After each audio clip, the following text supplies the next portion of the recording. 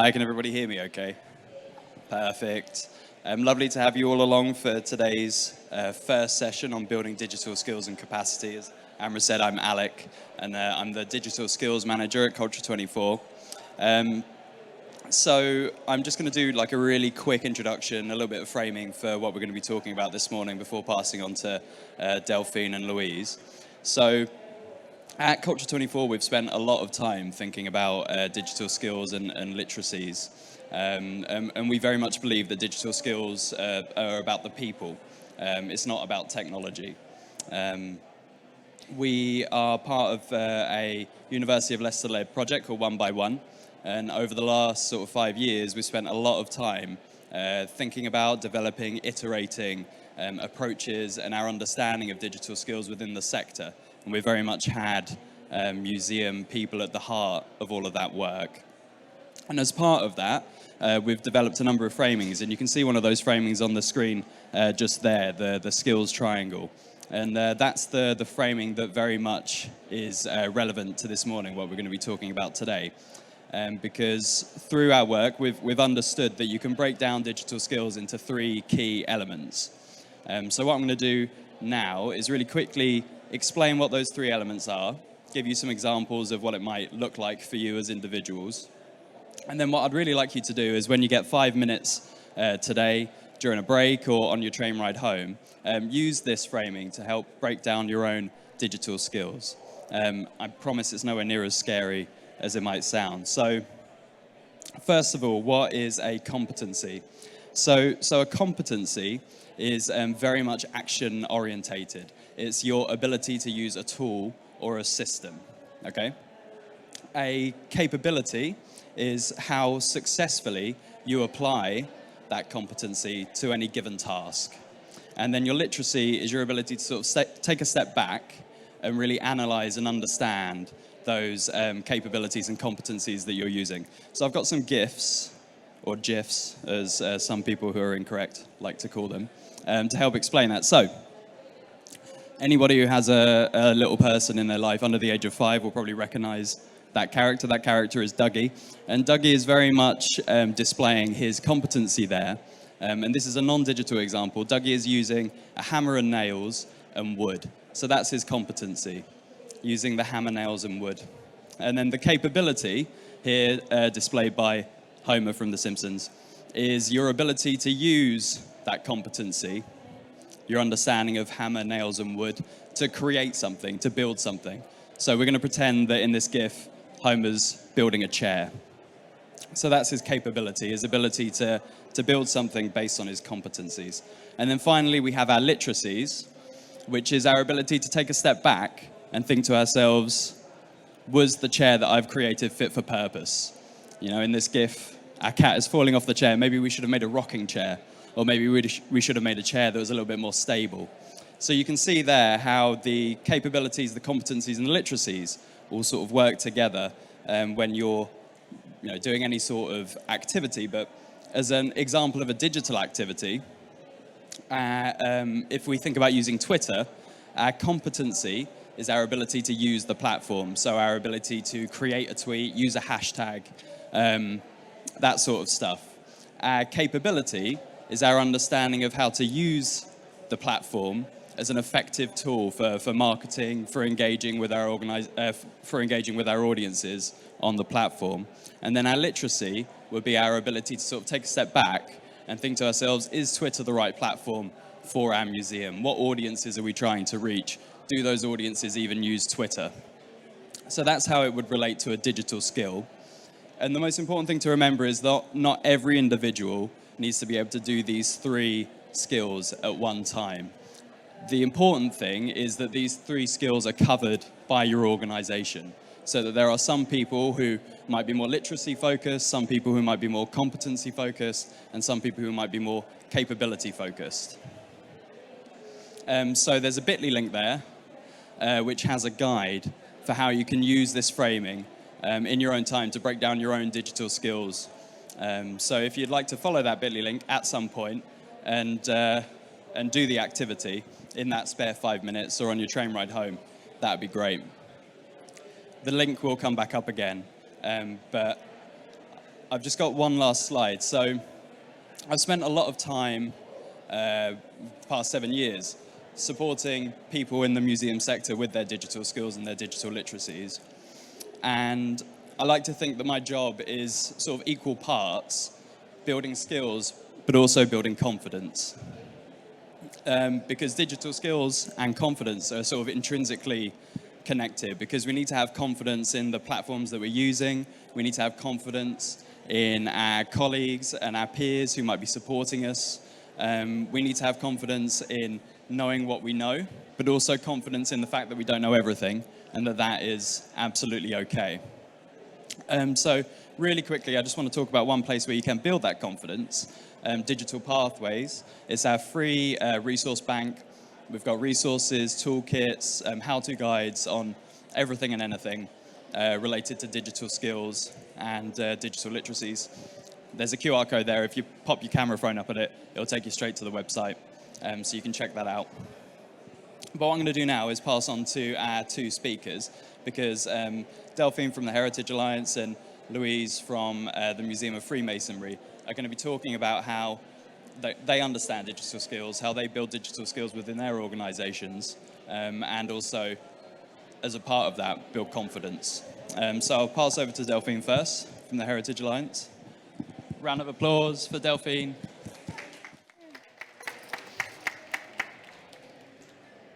Cool, I'll let you. So good morning, everybody. So I'm Delphine from the Heritage Alliance, and what today I want to tell you about is how we've been shining the light on digital skills for the breadth of the heritage sector over the last 2 years. So I've been involved in a number of projects, including Heritage Digital, and you might have heard as well about the DASH survey. And I just want to, share a bit of the gossip and the results and the findings from it. So first of all, why am I standing here? So the Heritage Alliance is a body, we're a charity that represents the breadth of the heritage sector. So that includes your boats, your steam train, your traditional skills, your museum and archive, your academic bodies. It's really that breadth. We try to do it all. And our job is to really remind government, society, other sector, just how sexy heritage is. Because we know this, but sometimes other people tend to forget it. And we do it through advocacy, through communication and connecting, through insight, and also through sustainability and resilience work. Now, in particular, thanks to the National Lottery Heritage Fund, we actually ended up running a number of sector support programs that were focused on the immediate pandemic needs, but also around digital needs. So Heritage Digital, that has had actually 3 projects derived from it, really helped focus on digital skills, on confidence, and on capabilities. DASH actually went and captured the breadth of the sector data and tried to actually provide a tool for reflection. And then Rebuilding Heritage was a paramedic program to help actually non-heritage foundation skills like fundraising and business planning and help the sector tackle the challenge that were raised by the pandemic. Oh, before I forget as well, we're a membership body. So if you fancy joining the family, be part of the fund, connect with us, have your voice heard. Come and have a chat with me at the end. Or Claire, if you want to give everybody a wave. Claire is as well from the Alliance. Come and have a chat. Now, spotlight on DASH survey. Why am I here today? DASH survey was a digital attitude and skills for heritage survey that gathered the voice of over 4,500 respondents across the sector. That includes staff, that include volunteers, that include trustees, senior leaders, and freelancers. It was commissioned by the Heritage Fund, but it was delivered by us, at the Heritage Partner, and Timus Research, which came to the sector with a wealth of experience in capturing data from the ground up. So it's a fantastic tool because it actually looks at everybody in an organization and how do they feel about heritage, what are their personal attitude, what are their skills, and how is their relationship with the organization. It is a bit like this kind of the socialist way of surveying, and it's a fantastic complement to the digital compass that Louise will talk about in a few minutes. DASH was really useful not just for the heritage sector, but for actually organization and individuals. I remember when I first took part in 2020, it just gave me a chance to take 10 minutes to actually think about my digital skills and what my journey was. It also gave a chance for organization because actually any participating organization received their data if they had more than 3 answers. So that gave them evidence as to where they should put their energy next to improve their digital ways of working. And then finally, it actually helps funders, but also sector body like ourselves in matter of strategic thinking to help plan future sector support. So this is the tough slide for me. So I'm going to hope for some nods when you feel I'm saying something that vaguely makes sense, because I'm going to try to combine both the key finding from the survey, but overlay as well our experience. As you might have seen in a previous slide, we've actually helped over 1,500 organizations around the sector through our work in the last couple of years. So I'm trying to kind of do a slight double act here. So the first finding I want to share with you is actually, if you think about digital skills, they were absolutely still focused over the last 2 years around problem solving, but actually people became a lot more confident at it. I don't think we're really surprised about that one, are we? I think it's, and then the second one was really around organizational support. A key finding from the DASH survey was that organizational support really increased over the pandemic, especially for staff. However, there was a risk that trustees and volunteers were left behind, and that's something for the Heritage Alliance that we started to think about. And trustees and volunteers are absolutely critical on our path to resilience as a sector, in our way to engage new audience and have that vision. So it's something that the organization will really have to keep in mind in the coming months, thinking about how they engage with digital. Then, no surprise there, again, business critical skills were where the improvement was done. Digital was used maybe less in a transformative way, and certainly more, again, a problem solving. So things like working collaboratively, figuring out how Zoom worked, we've all been there. But are we really surprised? Not really, because heritage leaders were ultimately firefighting. We're trying to keep the wheels on the wagon going. So, focus on resilience and financial stability were absolutely at the forefront of everybody's mind, as well as thinking about elements like staff well-being, for example. And it's interesting to see that when you look at the latest Heritage Pulse results, which is another form of surveys of the sector, we're actually seeing that financial resilience is still the second biggest priority for the heritage sector. Now, the other thing I really liked about leaders is what teams told us about the relationship with their leaders, which is heritage teams really demonstrated that, the way they answered in the survey, how they were looking to their leaders to provide the strategic vision. They don't need their leaders to be tech savvy. They need them to be visionary, and then the teams will implement that vision using their own capability and skills. And that was very different from the leaders' perspective, which felt like they needed to know it all, which is not what the heritage team told us. Now, team also told us they're missing that informal skill sharing.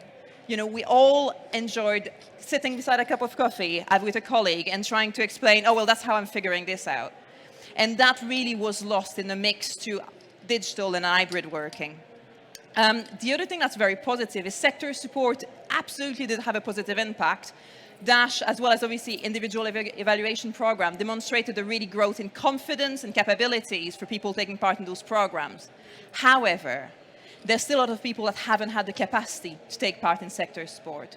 So we at Heritage Digital, we had over, 1,000 organizations that took part in that single program for its first phase.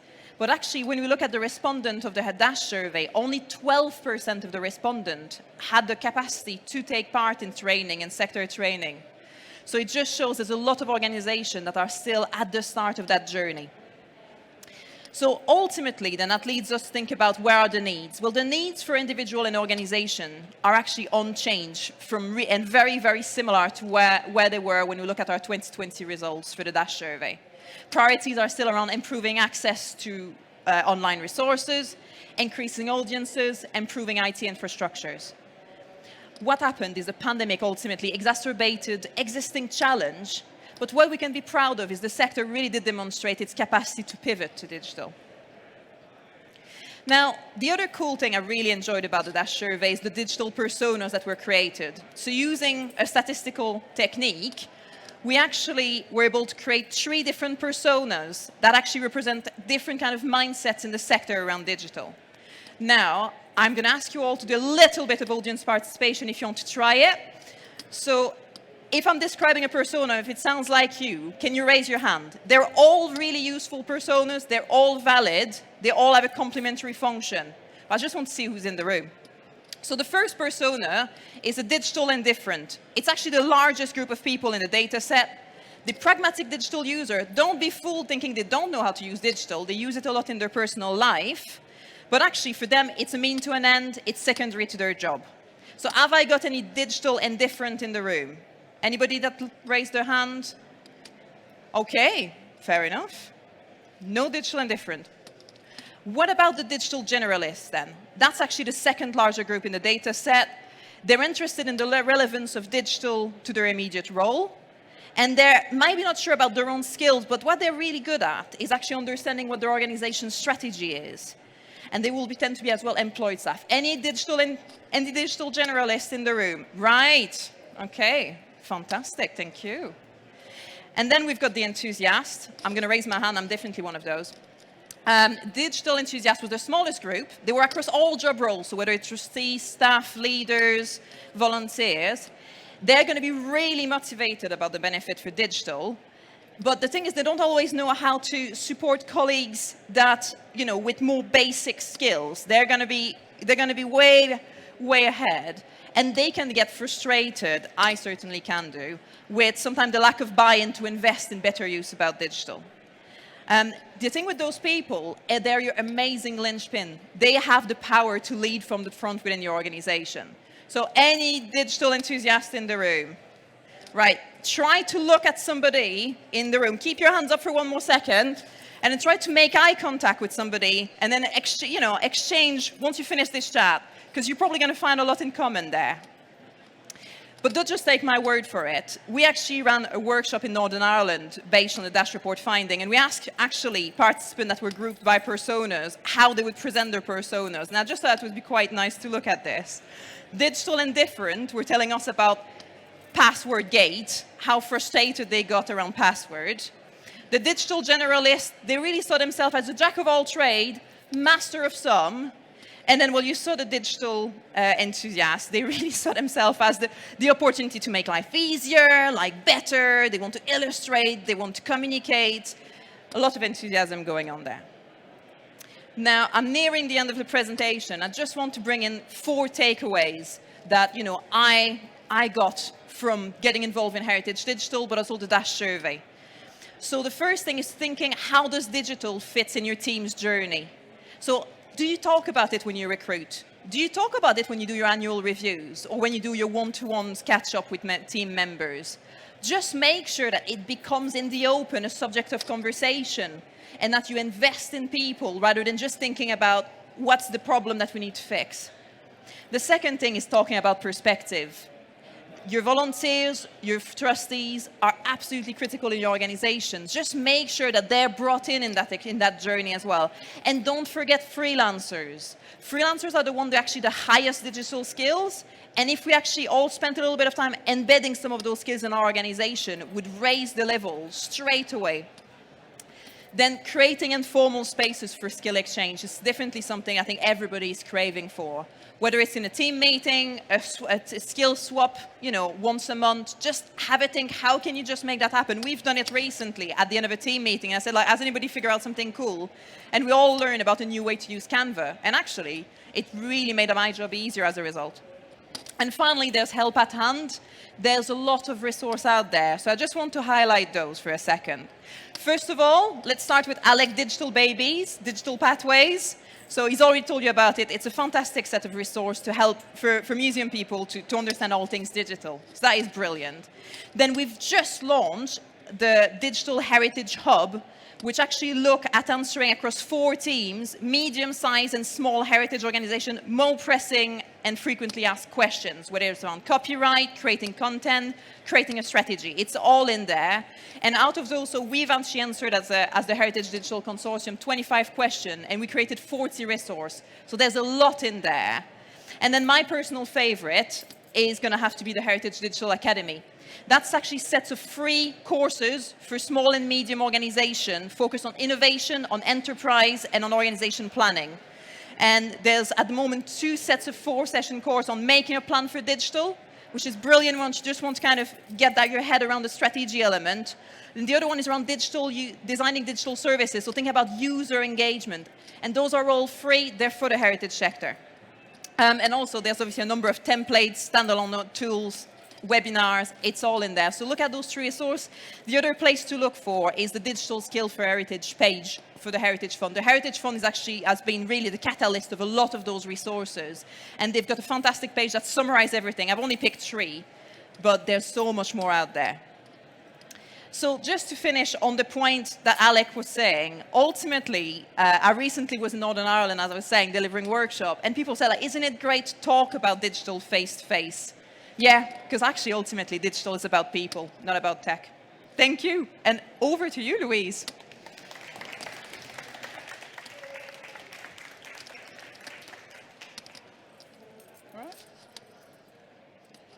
Hello.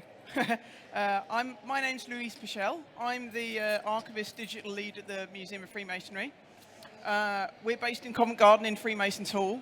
And if people haven't been to Freemasons Hall, it's a gorgeous Art Deco building. I definitely recommend you come and have a look.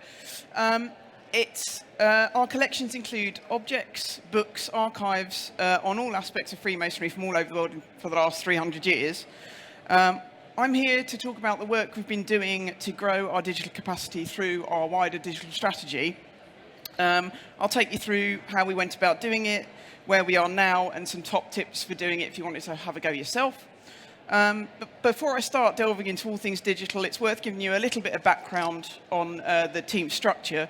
We're a small independent museum working in partnership with a parent organisation. The team's made up of museum, library and archive staff. And we all work very closely together, and everyone has a broad understanding of the collection as a whole. I'm an archivist by training, although I've developed a pretty good understanding of museums, having shared an office with the collections registrar for the last 14 years. So over the last few years, we've been working towards getting people through the doors to look at our collections on site, and pre-COVID, we'd seen a significant jump in visitor numbers as a result. However, even prior to all the lockdowns, we'd already realised there was a lot more we could be doing to getting to be able to serve our online audiences and enhance our on-site offer using digital elements. It's also worth pointing out that when I say digital, I'm talking about anything and everything, so the technology, the data, and the digital content itself. Before we could work out exactly how we were going to improve things, we needed to get a handle on the current state of our digital activities. We'd done a few specific projects over the years, interactives in a gallery, we'd started to get some contactless donation points, that sort of thing. But these were one-off rather than a long-term commitment that had been articulated in any way. So we'd already been making more use of digital elements on our updated website and our communication channels, but there were areas where we knew we didn't use digital at all, or we could be using it more effectively. So we needed some sort of written evidence of where we were to use as a baseline for planning where we wanted to go, which would be handy when we were pulling together the digital strategy and action plan that we ended up writing. So the Digital Culture Compass from Arts Council England looked perfect for what we needed to work out where we were and how we might improve. It's essentially a questionnaire where you can score your organisation's use of digital in different areas, and it produces a report showing where the gaps are. It was really handy as it covered digital over the whole museum, so it wasn't just collections, it covered front of house, it covered finance, HR, all of that sort of thing. This meant that everyone on the staff was included, even people who didn't see themselves as particularly digital in the work that they did. And you can find out more about how we use the compass in a video case study on the Culture 24 Digital Pathways website. The results of the compass gave us a roadmap for developing our digital capacity. Once we could see what we were doing well, compared against what we needed to improve, it was easier to direct the digital policy, strategy and action plan towards things that were manageable for our particular circumstance. This is really important, as what works for other places may not work for you. So it's all very well saying you're planning on digitizing everything in your collection over the next 3 years, but if you're a team of 3 people, that's not really viable. So it's better to do a lot of small things well than do a couple of big things badly. So with that in mind, we focused on bringing digital elements into existing work rather than doing things from scratch. Like a lot of people, we moved to doing online events. We added recordings to our YouTube channel and we subtitled them. We also added contactless donation points alongside our more traditional donation boxes, and installed an information screen in our welcome area to point visitors towards our website and other additional information. So, coming directly to digital skills, we were also aware that there was a general lack of digital confidence within the museum staff. So a lot of what Alec and Delphine has been saying has been ringing quite true with me sat there. There's a tendency in our organisation to rely on a couple of specific people when it came to needing digital skills. So as part of the digital strategy project, I compiled a short digital skills survey. Again, just a survey monkey questionnaire, nothing elaborate. All staff completed it, and it covered everything from, can you save a file to can you use pivot tables in Excel, which provided some really useful pointers as to where training was required, and that could then be added to the action plan to accompany the digital strategy. So how has this worked in practice? Well, the first thing to say is since we started all of this work, as is the case with a lot of museums at the moment, we've experienced a reduction in resource, which has rather shifted the direction we've taken with building digital capacity. We'd planned to factor in formal training for staff on particular areas of digital skills. This has been shelved for now, although the existence of the action plan means that we can go back to things when the opportunity arises again. Although formal training is paused, informal conversations, so what Delphine was saying, so around all things digital continue. So if someone's unsure of how to do something, people know they can stick their head around my door and ask. I mean, I say my door, we're still at the stage where people are asking me specifically. But the difference is that they ask, they stick their head in and say, Louise, can you teach me how to do this? Not, Louise, can you do this for me? Which for us is a massive step change. These conversations around digital elements crop up in all contexts now in a way that they didn't before. So at the moment, we're working on an exhibition project with an external curator, and possible digital outputs in the exhibition came up right at the planning stage rather than being shoehorned in at the last minute as somebody thought it was a good idea. This means we can consider resources properly and ensure that elements are actually going to serve the needs of the exhibition and our audiences, rather than just being added in for the sake of it. The change in resourcing has also been pretty positive in a way, as it's provided opportunities for the team to upskill in areas where they weren't able to before, as the tasks were siloed with particular staff previously. For example, I've taken the opportunity to work through courses in things like digital marketing and getting to grips with search engine optimization, marketing, that sort of stuff. Other members of the collections team have had the confidence to take on scanning and photography projects, as well as asking me for recommendations for places they can learn about video editing, for example. So I'll be recommending all of Alec's resources and Delphine's as well. This all suggests to me that the team are a lot less nervous of all things digital than they used to be. And I think the Culture Compass conversations and the digital strategy work in general helped the team to understand what we were working towards and to appreciate that there were things that they were already doing and could learn to do that could contribute to the museum's kind of digital journey in a positive way. So that's a quick canter through our digital strategy project and the work at building digital skills and capacity. I'd like to finish with some top tips and things that we learned along the way. The first of these is to make sure that you involve everyone. So if your team is planning on doing more things with digital, involve as many people as you can in the discussions. Be nosy, ask lots of questions of your colleagues and find out as much as you can about what they do. We found that members of the team were quite surprised at how many of them had really good ideas for moving forward with digital, having initially thought they had nothing to contribute as they didn't work in collections, for example. Keep talking. So if you're working on something digital, talk about it with your colleagues. Ask for their input, involve them, tell them how it went.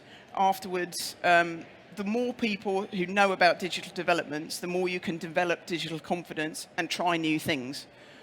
I found that it was often the more kind of informal, incidental conversations that had the most impact. So recently, we had a project update meeting on digital outputs for our exhibition, and this resulted in my colleague saying, oh, well, I'd like to take on all the scanning of the archival resources, please. Which seems like a simple thing, but it's something that would have fallen to me before, and she's thrilled to be contributing something and learning something new, and I'm freed up to do other things. It also highlights that although it's great to have a digital champion on the staff, it's also very important to let go occasionally and give people the space to try new things. It's not always easy, given resource pressures, but I think the commitment to digital from the strategy work has helped to reassure staff that they can try things if they want to. So the next thing is to just start. If you fancy trying something new with digital, just start it. It doesn't matter how small it is. It can be, a few tweets. It's something. Don't be afraid to experiment and get things wrong. It really is the only way to learn. We're still finding our feet with social media, trying out different formats of content. The team are comfortable making suggestions, and our posting frequency has improved because of that. The size of our team also means that we're a bit more comfortable asking forgiveness rather than permission, which gives us a bit more agility when it comes to posting stuff. Next one is to keep your particular context in mind. So it takes effort, but think about your particular organization and your particular context as you develop digital activities. Not all digital activities work in all contexts, and digital is not always the answer. Keep your organization and your audiences in mind at all times when considering when to prioritize your training and your building skills, and you won't go far wrong. And the last one is digital is hard work. I don't want to put you off, but it's important to remember that you've got to make sure that you have the resources available to develop digital within your organization. It's not a silver bullet that will solve all your problems, but properly resourced, it has the ability to enhance all aspects of the work that you do. So that's all from me. Thank you for listening, and I think there's some space for questions now. Thank you so much, Louise. Right, we've got time for some questions. So if I can ask Alec, Delphine and Louise to hover behind the lectern.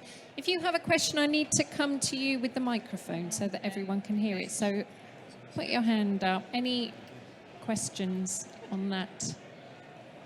Those? Yes, let me come to you. Okay. Hi, I've just got a question about all of these tools are digital based. So if a lot of the people that work at your museum would struggle even engaging with the tools to help them to then pick up those skills, how would you approach that? Great question, thank you.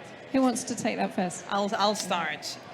First of all, you're absolutely right, and that is such a challenge, especially when you're working with volunteers that might not be young spring chickens. Some of the tools, a lot of them actually are printable, and also things like the Dash survey. Sorry, there's actually a paper copy of all the questions, so you can get your volunteers, for example, I'm using volunteer, it could be colleagues, to actually do it on paper so that they feel confident, because actually, as you said, if they start by feeling nervous about it, then it's going to be a lot harder for them to actually want to engage. And I think, Louise, it's fantastic how once people started to talk, then they wanted to take responsibility. But yes, a lot of the resources have been designed with that in mind, so it's a really good point. Yeah, I mean, when we did the Culture Compass, there was an option to do it with a spreadsheet, or you didn't have to do it online. It's easier online. I made the mistake of trying to do, I was going to do a lovely sort of round table with biscuits for bribery and all that sort of stuff, but it fell out the window, it went out the window because of COVID, and had to do it through Zoom, so it didn't work so well. I think when you're using a tool like this, talk to different people and work out the way that works best for them. So some people were very happy using the spreadsheet. I gave them the spreadsheet. They were like, oh, I love a spreadsheet. Fill it in. Great. There's the answers. Other people were like, Louise, what is this thing you've sent me? It makes no sense at all.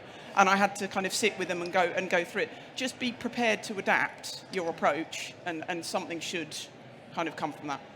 Brilliant, thank you. We've got another question here. Hi, this is a question for Louise. Yeah. I'm curious, as to how you're measuring your ROI on a weekly, monthly, quarterly, yearly basis with all the digital activity that you're now doing. So, how do you know what's good, not good?